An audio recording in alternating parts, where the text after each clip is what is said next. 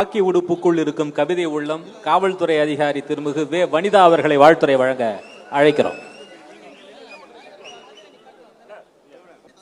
இன்னும் சில மணித்துளிகளில் பிறந்த நாள் கொண்டாடவிருக்கும் ஆற்றல் மிக்க தலைவர், உங்கள் அனைவரின் பார்வையிலும் எழுச்சி தமிழர். நான் அவரை அண்ணா என்று, தம்பி என்று அழைக்கப் போவதில்லை, தோழர் என்று அழைக்க விரும்புகிறேன்.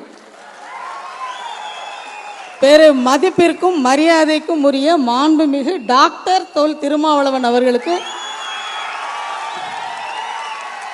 ஏன்னா இது படிச்சு வாங்கின பட்டம், அதை சொல்லணும், அதனால அவர்களுக்கு இனிய பிறந்தநாள் நல்வாழ்த்துக்களை கூறி, மேடையில் கவியரங்கத்திற்கு தலைமை ஏற்று அமர்ந்திருக்கும் விவேகா அவர்களுக்கு, வாழ்த்தரங்கத்திற்கு தலைமை தாங்க வந்திருக்கும் லியோனி சார் அவர்களுக்கு, மேடையில் அமர்ந்து கவி பாடி அமர்ந்திருக்கும் உங்கள் அனைவருக்கும், என்னை திருமாவளவன் தோழருக்கு அறிமுகப்படுத்திய என் அருமை சகோதரி லக்ஷ்மி ராமகிருஷ்ணன் அவர்களுக்கும், உங்கள் ஒவ்வொருவருக்கும் என்னுடைய முதற்கண் பணிவான வணக்கத்தை தெரிவித்துக் கொள்கிறேன். எத்தனையோ மேடைகள் பார்த்தாயிற்று, எத்தனையோ பெயர்களோடு பேசியாயிற்று, எத்தனையோ கவியரங்கங்களும் பார்த்தாயிற்று, எல்லா விதமான மேடைகளும் பார்த்தாலும் இது எனக்கு புது மேடை. நீங்கள் எனக்கு புது ஆடியன்ஸ். அதனால ஒரு முதல் முறையில் மேடை ஏறக்கூடிய அந்த ஒரு தயக்கமோ பயமோ என்ன பேசுவது என்பது எனக்கு சற்று குழப்பமாக இருந்தது. என்னிடம் ஆறுதல் சொல்லி அழைத்து வந்த எனது அருமை நண்பர் தோழர் வன்னியரசு அவர்களுக்கு இந்த இடத்துல நான் ஸ்பெஷலாக நன்றி சொல்லணும். என்ன பேசணும்னு கேட்டேன் அவர்கிட்ட. நீங்கள் பேசுங்க, நீங்கள் தலைவரை வாழ்த்து பேசுறது போதும் அப்படின்னு சொல்லி சொன்னார். வாழ்த்துறதுக்குங்க வயசு இருக்கு. என்ன கிட்டத்தட்ட நான் தோழர் திருமாவளவனோடையே தான் வந்திருக்கிறேன்னு நினைக்கிறேன். ஏன்னா அவருக்கு 64 வயது, எனக்கு 61 வயது ஆக போகிறது. அவர் எப்போ அரசியலுக்குள்ளே வந்தாரோ அந்த சமயத்தில் நான் மதுரையில் காவல் துணை கண்காணிப்பாளராக திருப்பரங்குன்றத்தில் நான் பணியாற்றி கொண்டிருந்தேன். அப்போ எனக்கு அவருடைய, நீங்கள்லாம் இப்போ பார்க்குறீங்களா இருக்கும், நான் அவரை இளமையில் பார்த்திருக்கிறேன், அவரது வேகத்தை பார்த்திருக்கிறேன், அவரது சீற்றத்தை பார்த்திருக்கிறேன். அந்த நேரத்தில் அவருடைய பொதுக்கூட்ட மேடைகளை ஒரு காவல்துறை அதிகாரியாக கண்காணித்திருக்கிறேன். அதை எங்கெல்லாம் சொல்ல வேண்டுமோ சொல்லி இருக்கிறேன். அப்படி ஒரு பார்வையில் நான் தலைவர் திருமாவளவன் அவர்களை பார்த்திருக்கிறேன். அதற்கப்புறம் காலம் அப்படி போயிட்டே வருது. வரும்போது அவர் கரெக்டாக 97, 98, 99 என் வாழ்க்கையில் ஒரு பெரிய சிக்கலை நான் சந்தித்தது காவல்துறையில். அந்த நேரத்தில் அவர் நேரடி அரசியலுக்கு வந்திருக்கிறார். அந்த நேரத்தில் எனக்கு குழந்தை பிறந்து நான் சில சங்கடங்களை சந்தித்து கொண்டிருந்த நேரம் என்னை ஒரு பிசிஆர்னு ஒரு யூனிட், அப்போ ப்ரொடெக்ஷன் ஆஃப் சிவில் ரைட்ஸ்னு பேர், அதுக்கு இப்போதுக்கு ஹியூமன் ரைட்ஸ் அண்ட் சோஷியல் ஜஸ்டிஸ்னு அதை பேர் மாற்றிருக்காங்க. குழந்தை பிறந்தவுடன் நான் ஸ்ரீரங்கம் ஏசியாக இருந்து என்னை அந்த யூனிட்டுக்கு மாற்றுறாங்க. பூன் இன் டிஸ்கைஸ்ன்னு சொல்லுவாங்க பாருங்க, அதை நான் ஒரு வரமாக கருதினேன். ஒரு விஷயம், ஒரு தாயாக இந்த மைக் இருக்காது வண்டியில், பந்தோபஸ்த் கூப்பிட மாட்டாங்க, குழந்தைய பார்க்கலாம், அது ஒன்று. இரண்டாவது, உங்களை போன்ற தோழர்களுடைய கள நிலவரத்தை அறிவதற்கான ஒரு வாய்ப்பாக அதை நான் பயன்படுத்தி கொண்டேன். இந்த உங்கள் மீட்டிங்க்கு வந்தேன்னு லட்சுமி ராமகிருஷ்ணன் மேடம் சொன்னது மாதிரி, நான் ஏன் இந்த அழைப்பை ஒரு இயல்பான ஒரு அழைப்பாக ஏற்றுக்கொண்டேன் என்றால், அப்போ நான் ஒவ்வொரு ஊராக போனேன். திருச்சியில் தொடங்கி அப்படியே ஊட்டி வரைக்கும் போனேன். எனக்கு அதுவரை தெரியாது இந்த இனம், இந்த ஒடுக்கப்பட்ட இனம், இந்த பட்டியல் இனத்தை சேர்ந்த சகோதரர்கள் இத்தனை கொடுமைகளை அனுபவித்துக் கொண்டிருக்கிறார்கள் என்று நான் அதுவரை நம்பியதில்லை. கொஞ்சம் அதிகமாக எக்ஸாஜரேட் பண்ணுறாங்கங்கிற மாதிரி தான் எனக்கு இருந்தது. ஆனால் கரெக்டாக நான் திருச்சியில் தொடங்கி, மதுரையில் கூட அவ்வளோ இல்லை, திருச்சியில் தொடங்கி கோயம்புத்தூர் சைட் போக போக போக இப்போது டைரக்டர் பாக்யராஜ் அவர்கள் சொன்னார்களே இரட்டை குவளை முறை, இந்த இரட்டை குவளை முறை அங்கே எவ்வளவு தூரம் இருக்கிறது என்பதை பார்த்தேன். அப்போது ஒரு தலைவர் அந்த SC/ST ப்ரிவென்ஷன் ஆஃப் அட்ராசிட்டிஸ் ஆக்டை ரிப்பீல் பண்ணுன்னு சொன்னதை பார்த்தேன். ஏன் இவங்க மேலே மக்களுக்கு ஒரு வெறுப்பு இருக்கிறது என்பதை நிறைய நேரம் இருந்தது. அதனால் யோசித்தேன், மனிதனை மனிதனாக பார்க்கக்கூடிய மனம் இல்லாத நம்ம இப்போ கூட பாருங்கள், 12 மணிக்கு தான் தலைவர் பறக்கிறாருன்னு எந்திரிக்கிறீங்க. இதுவே பிரிட்டிஷ் ஏகாதிபத்தியத்தின் ஒரு வெளிப்பாடு தானே. அவர் எத்தனை மணிக்கு பிறந்தாருன்னு உங்களுக்கு தெரியாது. ஆனால் 12 மணி ஆனவுடன் அடுத்த நாள் வந்துருச்சுன்னு ஆகுறீங்க பாருங்க. இப்படித்தான் சில சடங்குகள், சில சம்பிரதாயங்கள் நமக்குள்ள ஊறி போயிருக்கு. இப்போ 17ஆம் தேதி ஆயிடுச்சு, நீங்கள் நினைச்சீங்க சார் எத்தனை மணிக்கு பிறந்தாங்களோ நமக்கு தெரியாது. ஏன்னா இந்த மாதிரி நமக்குள்ளே சில காலகாலமாக சில சடங்குகள் சம்பிரதாயங்களை ஊட்டி ஊட்டி வளர்த்து அந்த மாதிரியான ஒரு மனநிலைக்கு நம்மை பக்குவப்படுத்தி வைத்திருக்கின்ற ஒரு மோசமான சமூகத்தில் தான் வாழ்ந்து கொண்டிருக்கிறோம். தாழ்த்தப்பட்டவர்கள் அப்படின்னு சொன்னால் அதிகமாக தாழ்த்தப்பட்டவர்கள் நாங்கள் தான். மேடையில் இருக்கக்கூடிய சகோதரிகள் வந்து ஒத்துக்குவாங்கன்னு நினைக்கிறேன். தாழ்த்தப்பட்டவர்களும் பெண்களும் ஒன்று என்பது எப்போதுமே என்னுடைய எண்ணம். ஏன்னா 2 பேருமே விடுதலைக்கு பாடுபட்டுக்கிட்டு இருக்கோம். 2 பேருமே கிடைத்த இடங்கள்லாம் நம்ம பேச முயற்சிக்கிறோம். 2 பேருமே நிறைய கொடுமைகளை சகித்து கொண்டு வாழ்ந்து கொண்டிருக்கிறோம். அப்படிங்கிறதுனால என்னால் உங்கள் கஷ்டங்களை ரிலேட் பண்ணி பார்க்க முடியும். தந்தை பெரியார் அப்படிங்கிறது வந்து நீங்கள் இன்னைக்கு சொன்னீங்கன்னா அது ஒரு கெட்ட வார்த்தை. இன்னைக்கு இருக்கிற இந்தியாவில் தந்தை பெரியார் அப்படின்னு நீங்கள் சொன்னீங்கன்னா அது ஒரு கெட்ட வார்த்தை. அந்த பெரியார் இல்லைன்னா நான் இந்த மேடையில் உங்கள் முன்னாடி இல்லை.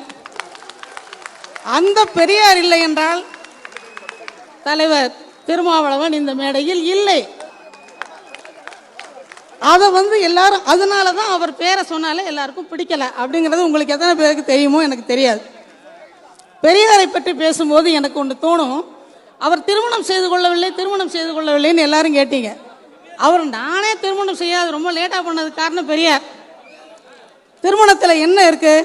ஒரு கலோக்கியெல்லாம் சொன்னால் எங்கள் தாத்தா சொல்லுவாங்க, நான் ராமநாதபுரம் மாவட்டத்தை சேர்ந்தவள், கல்யாணம் பண்ணி கூட தாண்டி 10 குட்டி போடுது. அதில் என்ன இருக்கு? அந்த கல்யாணத்தில் என்ன இருக்கு? தனியாக வந்து நின்று நீங்கள்லாம் சாதிக்கணும் அப்படின்னு சொல்லி வளர்த்த குடும்பம் என்னுடையது. என் அம்மா ஒரு ஆசிரியை, அப்பா ஒரு டிஓ. எங்களுக்கு சொன்னாங்க கல்யாணத்தில் என்ன இருக்கு? ஒரு குறிக்கோள் இருக்கும்போது, ஒரு கொள்கை இருக்கும்போது எனக்கு தலைவர் திருமணம் செய்யாமல் இருப்பது ஒரு பெரிய ஆச்சரியமாக இல்லை. மாறாக அவர் தன்னுடைய பொறுப்புகளிலிருந்து வேறு சில பொறுப்புகளிலிருந்து மிகப்பெரிய ஒரு இலக்கை நோக்கி நடந்து கொண்டிருக்கிறார் என்றுதான் எனக்கு படுகிறது. அந்த இலக்கு இன்னும் சில நாட்களில் வரலாம், சில மாதங்களில் வரலாம், சில வருடங்களில் வரலாம் என்று நம்புகிற உங்களை போன்ற ஆயிரக்கணக்கோரில் நானும் ஒருத்தி. எனக்கு ஒரு விஷயங்க, ஒரு கனவு இருக்கு. என்னன்னா, நம்ம மனசில் பட்டதை பேசக்கூடிய வாய்ப்பு எத்தனை பேருக்கு நமக்கு இருக்கு? எத்தனை பேருக்கு அது இருக்கு? எத்தனை பெண்களுக்கு இருக்கு? எத்தனை ஆண்களுக்கு இருக்கு? நம்ம மனசில் பட்டதை பேசுறதே இல்லை. பிழைப்புக்காகத்தான் வாழுகிறோம், வாழ கற்றுக்கொள்ளவே இல்லை அப்படிங்கிற ஆதங்கம் எனக்கு எப்பவுமே இருந்திருக்கு. அந்த பிழைப்புக்காக நம்ம பேசுகிற பேச்சுகளையே கேட்டு கேட்டு கேட்டு காது புளிச்சு போகும்போது, அவர் தோழர் திருமாவளவனுடைய பேச்சுகளை கேட்கும்போது நான் சொன்னேன் இல்லையா, அந்த கஷ்டத்தில் இருந்தேன்னு. அப்போ பந்தோபஸ்தில் ஒரு மூலையில் உட்கார்ந்துருந்தேன். அது முத்தமிழ் அறிஞர் டாக்டர் கலைஞர் அவர்கள் தோழர் திருமாவளவனை அறிமுகப்படுத்தி திருச்சியில் பேச சொல்கிறாங்க. நான் அசிரத்தையாக தான் அதை பேச்ச கவனிக்க ஆரம்பித்தேன். அவர் வந்து நின்ற அந்த ஒரு நடை, அவரது உடல் மொழி, அந்த பயம் இல்லாமல் அவர் அந்த கூட்டத்தை, அதுக்கு முன்னாடி ஒருத்தவங்க பேசினாங்க, அதை நான் சொல்ல விரும்பலை, எனக்கு சுவாரஸ்யம் இல்லை. இவர் வந்து நின்று பேசினது எனக்கு கலைஞர் மீது மிகப்பெரிய மரியாதை உண்டு, மிகப்பெரிய காதலே உண்டு. அவருடைய தமிழின் மீது ஒரு மிகப்பெரிய அடிமை என்றே சொல்லலாம். அவர் முன்னாடி பேசுகிறாரு, இப்படி வந்து நின்று பேசுகிறாரு. நம்ம ஃபோரன்சிக் சயின்ஸில் அவர் வேலை பார்த்தபோது பார்த்த அதே திருமாவளவன் அவர்கள் வந்து பேசுகிறாரு. இத்தனை அழகான தமிழ் பேசுகிறாரு, இத்தனை அழகான வார்த்தை மொழி இருக்குது, உடல் மொழி இருக்குது, வீச்சு இருக்குது. நான் சொல்லலாமான்னு தெரியல, அவருடைய ஜாடை வந்து எங்கள் தாய்மாமா மாதிரி இருப்பார். இந்த மீட்டிங்க்கு நான் வரேன்னு சொல்லும் போது எங்கள் சித்தி சொல்கிறாங்க, ஏய் உமாமகேஸ்வரன் மாதிரி இருப்பார் அவர், நம்ம வீட்டில் எல்லாருக்குமே அவரை பார்த்தோன்னா ஒரு ஒரு ஒரு அன்போ பாசமோ வரும். ஏன்னா எங்கள் அம்மாவுடைய கடைசி தம்பி அவர் டிஎஸ்பியாக இருக்கார், இவரை பார்த்தா அவரை பார்க்க வேண்டாம், அப்படி இருப்பார். ஏன்னா நாங்கள்லாம் கருப்பாக தான் இருப்போம், நீங்கள் என்ன பார்த்து நினச்சிடாதீங்க, எங்கள் வீடுகளெல்லாம் கருப்பாகத்தான் எல்லாரும் பிறந்திருப்போம். அப்போ சொன்னாங்க, இப்போ வரும்போது நான் மீட்டிங்க்கு வரும்போது கூட சொன்னாங்க, உமாமகேஸ்வரன் மாதிரி அப்படியே இருக்கார் பாரு, அவர் திருமாவளவன் வந்து அப்படியே இருப்பார் அப்படின்னு. அது எங்கள் எல்லாருக்குமே அவர் மீது வந்து நம்ம எறியாத ஒரு ஒரு பாசம். என் மகளுக்கே கூட அவர் ரொம்ப பிடிச்ச ஹீரோ அவர். என்னுடைய தாய் தந்தையர் எல்லாருமே, என்னுடைய கணவர் உட்பட, நீ இந்த மீட்டிங்க்கு கண்டிப்பாக போகணும்னு சொன்னது முதல் மீட்டிங் இதுதான். பொதுவாக லேட்டாகிறத பற்றி அதனால நான் கவலைப்படலை. இவரை வாழ்த்துவதற்கான வாய்ப்பை நான் விடுறதா இல்லை அப்படின்னு. லட்சுமி ராமகிருஷ்ணன் மேனதுக்கு எனக்கு ஒரு பெரிய நன்றி சொல்லணும். அவங்க பேட்டி அவரை பற்றி எடுக்க வரல, அவங்க வந்தது என்னை பேட்டி எடுக்க. அதற்கான முகவரி சீட்டாக நான் தொல் திருமாவளவன் அவர்களை பேட்டி எடுத்தேன். என்னுடைய முதல் இன்டர்வியூ. அடுத்தது உங்களை எடுக்க வந்திருக்கேன். நாங்கள் ஆட்டோமேட்டிக்காக எஸ்ன்னு சொல்லிட்டேன். சரி வாங்கன்னு சொல்லிட்டேன். ஏன்னா ஆஃபீஸில் உட்காந்து பேட்டி கொடுக்கக்கூடாது. நான் ஆஃபீஸில் உட்காந்து தான் பேட்டி கொடுக்குறேன். பேசிக்கிட்டே வரும்போது நான் சில விஷயங்களை இமோஷ்னலாக பேசிக்கிட்டே வர்றேன், ஏதோ கோபத்தில் பேசிக்கிட்டே வர்றேன், எந்த பின்விளைவுகளை பற்றியும் கவலைப்படலை. சடார்னு என்னை ஸ்டாப் பண்ணுற மாதிரி இவர் பேரை சொல்கிறாங்க. நான் சொன்னேன், ஆமாம், எனக்கு ரொம்ப பிடித்த ஒரு மனிதர், ரொம்ப அருமையான பேச்சாளர். நீங்கள் எல்லாரும் ஒரு விஷயம் நினைக்கணுங்க, இன்னைக்கு பேசி பேசி ஆட்சியை பிடித்த தமிழ்நாடு இது.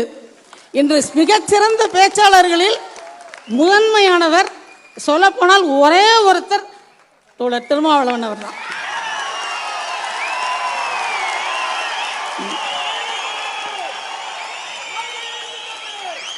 இது நான் முகஸ்துதிக்காக சொல்லலை. அவருடைய மேடை பேச்சை நீங்கள் உற்று கவனிச்சிங்கன்னா ஆரம்ப காலங்களில் அவர் சில விஷயங்களை பேசும்போது அந்த ஆக்ரோஷம், சப்ரஸ்ட் ஃபீலிங்கை பேசும்போது அவர் சில நேரங்களில் உணர்ச்சி வசப்பட்டு பேசியிருக்கார். அதை அப்படித்தான் பார்க்க வேண்டும். அவருடைய ஒவ்வொரு பேட்டியையும் நான் பார்க்குறேன், ஒவ்வொரு மீட்டிங்கையும் பார்க்குறேன், அவருடைய முகக்குறியீடுகளை பார்க்குறேன், அவர் சொல்ல வரக்கூடிய கருத்துக்களை பார்க்கிறேன். அவருக்கு கண்டென்ட் எங்கே இருந்து வருதுன்னா சமுதாயம் கொடுத்து கொண்டே இருக்கிறது. அவருக்கு மட்டும்தான் கொள்கையும் இருக்குது, கொள்கையை பற்றி பேசக்கூடிய வாய்ப்புகளும் இருக்குது. ஒவ்வொரு நாளும் அவருக்கான கண்டென்ட் இந்த சமுதாயம், கேடுகட்ட சமுதாயம் அவருக்கு கொடுத்து கொண்டே இருக்கிறது. அப்போ அவர் அதை பேசும்போது சொல்வதெல்லாம் உண்மை மாதிரி அவரும் சொல்வதெல்லாம் உண்மையாகத்தான் இருக்க முடியும். எங்கே உண்மை இருக்கிறதோ, எங்கே வாய்மை இருக்கிறதோ, எங்கே நேர்மை இருக்கிறதோ அங்கே அந்த பேச்சு அப்படியே நம் மனதுக்குள் சிம்மாசனம் விட்டு உட்காரும். அப்படிங்கிறது உங்களுக்கெல்லாம் நான் சொல்லி தெரிய வேண்டியதில்லை. எழுச்சி தமிழர்னு சொல்கிறாங்களே அப்படின்னு சொல்லி பார்த்தேன். என்ன எழுச்சி? எழுச்சின்னா என்ன? உயர்வு, அப்படிதான் அர்த்தம் வருது. உயர்வு, கிளர்ச்சி, உத்வேகம், உண்மை, இதெல்லாம் சேர்ந்ததுக்கு மொத்தமான ஒரு பெயர் தான் எழுச்சி. இருந்த நிலையில் இருந்து அடுத்து உயர்வதற்கான ஒரு வார்த்தை தான் தமிழ். எத்தனை அழகான மொழின்னு நான் சொல்லி உங்களுக்கு தெரிய வேண்டியதில்லை. அதனையும் சேர்ந்தது தான் அந்த எழுச்சி. தமிழர் என்றாலே ஆல்ரெடி நம்மெல்லாம் எழுச்சி பெற்றவர்கள் தான். இவர் எழுச்சி தமிழர் அப்படின்னு யார் பேர் வச்சாங்கன்னு தெரியல. யார் வச்சா? கவிஞர் அறிவுமதி பேர் வச்சா அதுக்கு அர்த்தம் இல்லாமல் இருக்குமா? நான் ரொம்ப வியந்தேன். அது ஆக்சுவலாக புரட்சி தான். இங்கே தமிழ்நாட்டில் ஆல்ரெடி ஒரு புரட்சி தலைவர் இருந்ததுனால மிக அழகாக, என்ன சொல்கிறது, அழகாக அதை கோர்த்து விட்டு எழுச்சி தமிழர் என்கின்ற ஒரு பட்டத்தை கொடுத்துருக்காரு. ரொம்ப அழகான ஒரு பட்டம். அதற்கு தகுதியானவருக்கு தகுதியான பெயர் சேர்ந்துருக்குங்கிறதுல வேறு மாற்று கருத்து இல்லை. அப்போ நான் ஏதாவது பார்க்கும்போது அவருடைய பேட்டிகள் எல்லாம் பார்க்கும்போது பார்க்குறேன், அம்பேத்கரை பார்க்குறேன். இவரோட பேச வரும்போது உங்களையெல்லாம் நான் சாதாரண ஆடியன்ஸாக நினச்சி வரவே இல்லை. பொதுவாக மேடையில் இருக்கவங்களுக்கு என்ன வரும்னா, கீழே இருக்கிறவங்கெல்லாம் முட்டாள் நினச்சா தான் பேச்சே வரும். அப்படி நினச்சா தான் பேச்சே வரும், இல்லைன்னா பேச வராது. ஆனால் எனக்கு தெரியும் இது அறிவுசார் கூட்டம். இதுவும் நான் விளையாட்டுக்கு சொல்லலை. நீங்கள் ஒவ்வொருவரும் அரசியல் பேசுகிறீர்கள், உங்களுக்கு அரசியல் பழக்கி இருக்கிறார் அவர். எனக்கு அரசியல் வராது, எனக்கு அரசியல் பிடிக்காது, எனக்கு எந்த கட்சியிலும் சேர பிடிக்காது என்று சொல்லக்கூடிய பலரை நான் பார்த்திருக்கிறேன். அரசியலை உங்களுக்கு என்ன பிடிக்கிறது? சொல்கிற எல்லாத்துலேயும் அரசியல் தான் இருக்குது. மொழியை பேச போனால் அரசியல், இனத்தை பேச போனால் அரசியல், கல்வியை பேச போனால் அரசியல், பெண்களை பற்றி பேச போனால் அது பெண் அரசியல், தேர்தலை பற்றி பேச போனால் அதுதான் தேர்தல் அரசியல். ஒவ்வொன்றிலுமே நமக்கு அரசியல் இருக்கிறது. அது எப்படி நமக்கு பிடிக்காம போகும்? அதுக்கு நம்மளை பிடிச்சிருக்கே. அப்போ அந்த அரசியலை எனக்கு தெரியாது என்று உங்கள் யாரையும் அவர் சொல்ல வைக்கவில்லை. அவரை பாருங்க, காட்சிக்கு எளியன் கடுஞ்சொல்லல் அல்லனேல் மீக்குறும் உலகுன்னு சொல்கிறாங்க. அந்த உலகு காட்சிக்கு எளியராக இருக்காரு, கடுஞ்சொல்லனாக இல்லை. அப்போ அவருடைய புகழை கண்டிப்பாக இந்த உலகம் பேசித்தான் ஆக வேண்டும். இந்த ஒரு மேடை அல்ல, இன்னும் எத்தனை மேடைகள் போட்ட வேண்டுமெல்லாம் அவரை பற்றி பேசித்தான் ஆக வேண்டும். அதே மாதிரி அவரை பற்றி சொல்லும்போது, நான் நேற்று சுதந்திர தினம் வந்ததுனால 2 நாளில் அவர் பிறந்தநாள் வந்துருச்சுன்னாங்க. நேற்று சுதந்திர தினத்துக்கு நான் பாரதியார் எனக்கு ரொம்ப பிடிக்கும். பெரியாரை எத்தனை தூரம் எனக்கு பிடிக்குமோ அதை விட அதிகமாக எனக்கு 3ஆம் கிளாஸ்லேயே பாரதி என்னுடைய முதல் காதலன். அப்போ நான் அவரை பற்றி எப்போவுமே நான் அதை எழுதும் போது சொல்லுவேன். அவர் பாரதியார் பேசும்போது ஒவ்வொரு விஷயத்திலையும் நேர்த்தான் சொன்னேன், ஏழை என்றும் அடிமை என்றும் எவனும் இல்லை சாதியில், இழிவு கொண்ட மனிதர் என்ப இந்தியாவில் இல்லையே. நம்ம ஏன் தமிழை படிங்கன்னு சொல்கிறோம்? லியோனி சார் பாடநூல் கழகத்தில் இருக்கார். தமிழை படிக்க சொல்லி இந்த கவர்மெண்ட் சொல்லிகிட்டே இருக்குது. தமிழ் படிக்காமல் இங்கே வேலை பார்க்க முடியாது. அப்போ இந்த தமிழை நீங்கள் ஒழுங்காக படித்திருந்தாலே சாதி கண்டிப்பாக ஒளிந்திருக்கும். சாதி 2 ஒழிய வேறு இல்லைன்னு சொல்லி கொடுத்த அவை பிராட்டியை படித்திருந்தாலே நமக்கு சாதி பிரிவினைகள் வந்திருக்காது. அது ஏன் நம்ம எனக்கு தமிழ் தெரியாது என்பதோ, கல்விக்கு அது வேற நீட்டுக்கு யூஸ் ஆகாது, MBBS நீட் ஆகாதுன்னு சொல்லி நம்ம படிக்காமல் இருந்ததுனால தான் இன்னைக்கு பாருங்க எங்களை கோர்த்து விட்டாங்க. கவியரங்கம் பேசின ஒருத்தர் இடி மாதிரி பேசினாங்க. அந்த தமிழில் நான் அடிக்கடி சொல்லுவேன், திருமாவளவன் சாரை பற்றி எனக்கு ஒரு அருமையான ஒரு மதிப்பீடு உண்டு. நானும் அவங்க அப்பா பேர் தொல்காப்பியன். தொல்காப்பியம் படிக்கிறதுக்காகவே நான் தமிழ் இலக்கியம் படித்தேன். அப்போ அந்த எழுத்து சொல் பொருள் அதிகாரம் படிக்கும்போது நான் நினைப்பேன், இந்த அளவிற்கு ஒரு முறை கவிஞர் வைரமுத்துவின் அப்போ நாங்கள் காலேஜ் படிக்கிற காலத்துலலாம் கமல் ரஜினி தான் ஹீரோ. வைரமுத்து அப்போ தான் எழுத வராரு. நாங்கள்லாம் காலேஜில் தண்ணி பானை கிட்ட உட்காந்துட்டு வைரமுத்துடைய இதுவரை நான் இருந்தது. அப்போ ஒரு தடவை அவர் சொல்கிறாரு, பொன்மணி ஒரு நாள் யாரோ ஒன்றன் அழகு பெயரை அழுத்தி உச்சரித்ததால் அழுதுருக்கிறேன்னு சொல்லியிருக்காரு. உடனே எல்லாரும் வைரமுத்து நம்மளா காதலிக்க மாட்டாரா, இது காலேஜில் வரும் தானே, அந்த அளவுக்கு அப்படி நாங்கள் நினச்சிருக்கோம். அந்த காலத்தில் மதுரையில் அந்த 80s நாங்கள் காலேஜ் படிக்கும்போது, நான் காவல்துறைக்கு வரும்போது நான் தனி ஒருவளாக வந்தேன், தனி ஒரு பெண்ணாக வந்தேன். ஒரு 5 வருஷம் டிஎஸ்பியாக இருந்தேன். நான் 30% இடஒதுக்கீட்டில் கலைஞர் அவர்கள் அறிமுகப்படுத்திய பெண்களுக்கான இடஒதுக்கீட்டில் முதல் பயனாளியாக தமிழ்நாடு பப்ளிக் சர்வீஸ் கமிஷனில் வந்தேன். ஆனால் அதுக்குள்ளே ஆட்சி கலைஞ்சிருச்சு. அப்புறம் கவர்னர் ஆட்சியில் வந்தேன். அப்புறம் ஆட்சி மாறிச்சு. அந்த சமயத்தில் தான் நான் அவரை பார்க்கிறேன். ரொம்ப வேகமாக இருப்பார். நாங்கள் மைக் அமுத்திடுவோம், இவர் பேசல. மைக் செட்காரனை கூப்பிட்டு திட்டுவோம், போதும் டைம் ஆச்சுன்னு சொல்லுவோம், மிரட்டுவோம். போதும் கட்சி நீங்கள் இன்னைக்கெல்லாம் இத்தனை பேர் சும்மா உண்டு சேரலைங்க. காவல்துறையின் அடக்குமுறைகள் ஒடுக்குமுறைகள் அத்தனை விஷயத்தை அவர் பார்த்து தான்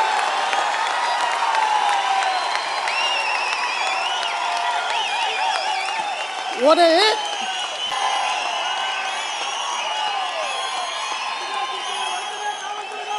அதற்கு நான் தான் சாட்சி. நான் என்னுடைய சாட்சி நேரடி சாட்சி. நான் பார்த்துருக்கேன். அவர் எப்படி நான் பண்ணியிருக்கேன். அவர் ஊமச்சி குளத்தில் ஒரு மீட்டிங்கில் பேசும்போது மைக்காரனை கூப்பிட்டு கேட்கவே இல்லை. இப்போ ஒரு நண்பர் சொன்னார், முடக்கத்தான் பாண்டி என் கூட தான் இருப்பான். நான் சொன்னேன், இங்கே பாரு சீக்கிரம் நிறுத்த சொல்லு, மேலேருந்து கேட்குறாங்க, இவர் ரொம்ப வேகமாக பேசிகிட்டு இருக்காரு, நிப்பாட்ட சொல்லு. நான் கொஞ்சம் நேரம் பேச்சு கேட்குறது எனக்கு கொஞ்சம் பிடிக்கும். அப்புறம் எல்லோரும் கேட்குறாங்க, இன்னுமா முடியலை, இன்னுமா கூட்டம் போகலைன்னு. அப்புறம் மைக் ஆஃப் பண்ணோம், அவனை கூப்பிட்டு மிரட்டணும். அப்புறம் அடுத்த நாள் அந்த மாதிரி சில விஷயங்கள் எல்லாம் பண்ணுவோம். காவல்துறையினருக்கு அது கடமையின் பண்ணும்போது அதெல்லாம் பண்ண தான் செய்வோம். அதை எதிர்கொண்டவர் அவர். கிட்டத்தட்ட என்ன ரிலேட் பண்ணுறதுன்னா, எனக்கு 99 நான் என்ன கஷ்டப்பட்டனோ அப்போ எனக்கு இதே மாதிரி ஒரு தண்டனை வர பார்த்துச்சு. அவரும் அப்போ சஸ்பெண்ட் பண்ணப்பட்டிருக்கார். அதனால் எனக்கு அதுக்கப்புறம் அவரை ஃபாலோ பண்ணுறதுக்கான வாய்ப்பு கிடைக்கல. திருப்பி நான் சென்னை வரும்போது அவர் விடுதலை சிறுத்தைகள் கட்சி என்கின்ற ஒரு கட்சியை ஆரம்பித்து உங்களை எல்லாம் எப்படி அவர் சேர்த்தது எப்படி இத்தனை பேர் ஒரு இடத்தில் சேர்ந்தீங்க அப்படிங்கிறது எல்லோருக்குமே வியப்பாக இருக்கும். எல்லாரும் அரசியலோ பேசினாங்க. டெல்லி உற்று கவனிக்கிறது, தமிழகம் உற்று கவனிக்கிறது, உலகமே உற்று கவனிக்கும். ஏன்னா இத்தனை வீறு கொண்ட இளைஞர்களை அல்லது நடுத்தர வயதினரை ஒரு இடத்துல சேர்க்கிறதுங்கிறது யாராலும் இன்று முடியாது.